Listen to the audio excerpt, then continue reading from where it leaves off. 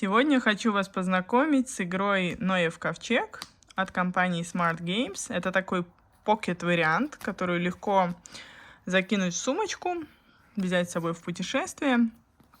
В чем же заключается игра? Она такая, кстати, на магнитиках, видите?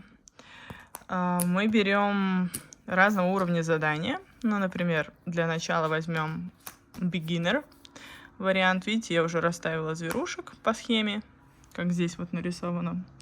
И далее наша задача расставить остальных зверей, поместить вновь в ковчег так, чтобы они все могли отправиться в плавание.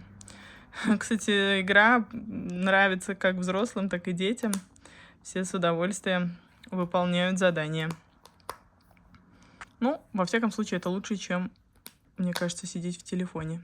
Ну вот, например, я разместила всех зверушек вновь в ковчег. Теперь можно отплывать, скажем так.